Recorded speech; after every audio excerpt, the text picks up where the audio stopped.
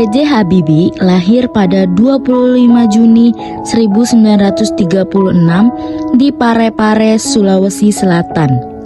Ayah Habibie adalah seorang ahli pertanian dan ibunya adalah seorang dokter spesialis mata. Habibie kecil ada pribadi yang suka menyendiri.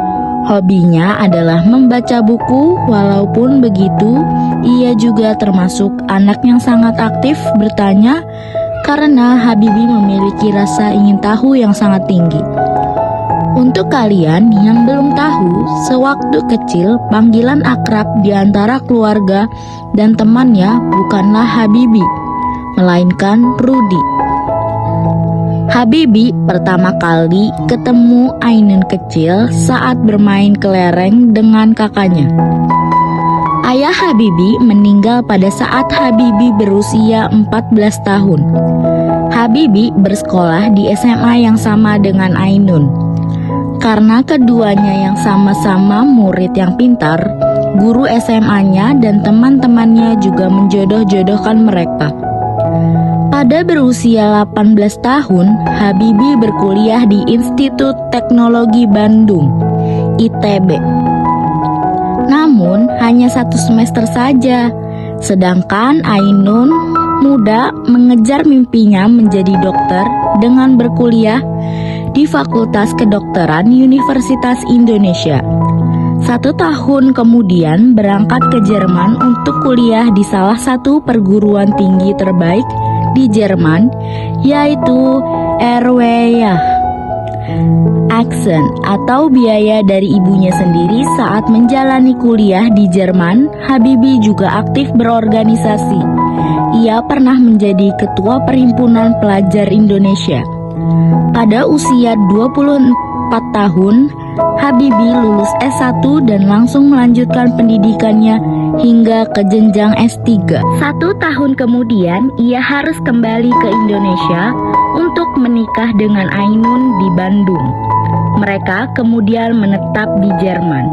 Di usia 26 tahun, anak pertamanya yang bernama Ilham lahir. Kemudian di usia 28 tahun, Habibie meraih gelar Doktor Ingenier dari RWTH Aksen dengan predikat summa cum laude.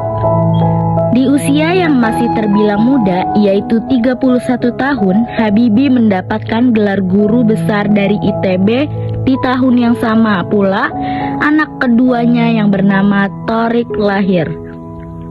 Setelah lulus, B.J. Habibie bekerja di perusahaan penerbangan yang berpusat di Hamburg, Jerman, yaitu Messerschmitt Buch Block atau MBB sebagai kepala penelitian dan pengembangan pada analisis struktur pesawat terbang dan kepala divisi metode dan teknologi pada industri pesawat terbang komersial dan militer dari tahun 1965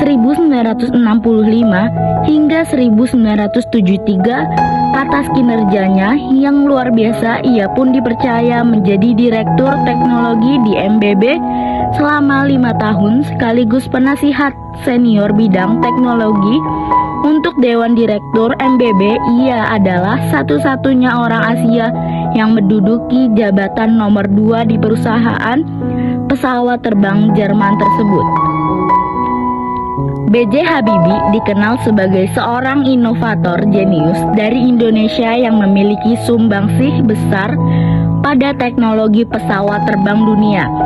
Salah satu kontribusi terbesarnya adalah pada teori perambatan keretakan atau crack propagation. Ini digunakan untuk memprediksi titik mula tertekan pada sayap pesawat terbang. Pada teori ini, B.J. Habibie berhasil melakukan perumusan yang sangat mendetail, sehingga perhitungan dapat presisi sampai ke tingkatan atom.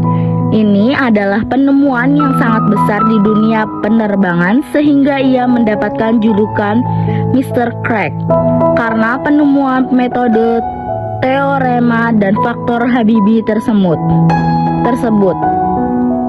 Pada usia 37 tahun atau pada 1973, Habibie harus pulang ke Indonesia atas mandat dari Presiden Soeharto. Selang 1 tahun kemudian, ia menjadi penasihat di Rut Pertamina.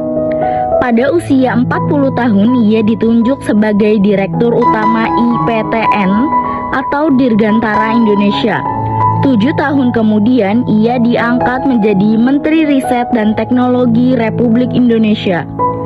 Di usia 50 tahun, tepatnya pada tahun 1986, ia bersama insinyur-insinyur kebanggaan Indonesia di Dirgantara Indonesia memulai proyek pembuatan pesawat N250 di Bandung. 2 tahun kemudian, ia diangkat kembali menjadi Menteri Riset dan Teknologi untuk kedua kalinya hingga tahun 1992. Saat ia berusia 56 tahun, Habibie telah memiliki lebih dari 45 paten yang banyak digunakan oleh perusahaan penerbangan dan roket seperti Airbus di tahun tersebut. Juga Habibie mendapatkan penghargaan Heer von Karman. Ia juga menjadi orang Asia pertama yang mendapatkan penghargaan bergengsi yang menjadi kiblat penerbangan sipil dunia tersebut. Pada usia 57 tahun atau pada tahun 1993, Habibie diangkat kembali menjadi Menteri Riset dan Teknologi untuk yang ketiga kalinya. 2 tahun kemudian, ia memimpin uji coba pesawat N250 yang sukses terbang di langit Nusantara. Namun, pesawat tersebut harus menunggu sertifikat layak terbang untuk dapat digunakan secara komersial termasuk diperdagangkan. 3 tahun kemudian, pada tahun 1998, ia terpaksa harus menghentikan proyek andalan pesawat N250 karena krisis moneter. Di tahun yang sama pula, ia menjadi wakil presiden RI mendampingi Presiden Soeharto. Tak lama kemudian Presiden Soeharto mengumumkan pengunduran diri di Istana Merdeka Jakarta sehingga ia harus menggantikan Soeharto menjadi Presiden RI pada tahun 1999. Ia mengesahkan UU Kebebasan Pers dan Otonomi Daerah di tahun yang sama pula. Timur lepas dari Indonesia, akhirnya Habibie harus turun dari jabatan sebagai presiden setelah laporan pertanggungjawabannya ditolak oleh MPR. B.J. Habibie menjadi Presiden Republik Indonesia dengan masa jabatan terpendek, yaitu 1 tahun 4 bulan. Pada tahun 2010, Ainun meninggal setelah berjuang melawan kanker ovarium stadium 4. Habibie sempat menderita psikosomatik malig, yaitu suatu kondisi gangguan psikolog yang disebabkan oleh rasa sakit kehilangan orang terkasih, sehingga salah satu solusi sekaligus obat yang ia pilih adalah dengan menulis buku diari. Habibie rutin berziarah ke makam Ainun setiap hari dalam 100 hari dan juga setelahnya. Pada tahun 2012, kisah cintanya diabadikan dalam sebuah film berjudul Habibie dan Ainun yang sukses diperankan oleh Reza Rahardian dan Bunga Citra Lestari. B.J. Habibie meninggal di usia 83 tahun tepatnya tanggal 11 September 2019 di Jakarta. Ia dimakamkan tepat di samping makam Ainun. B.J. Habibie mengajarkan kita bahwa keberhasilan bukanlah milik orang yang pintar, tapi milik mereka yang senantiasa berusaha.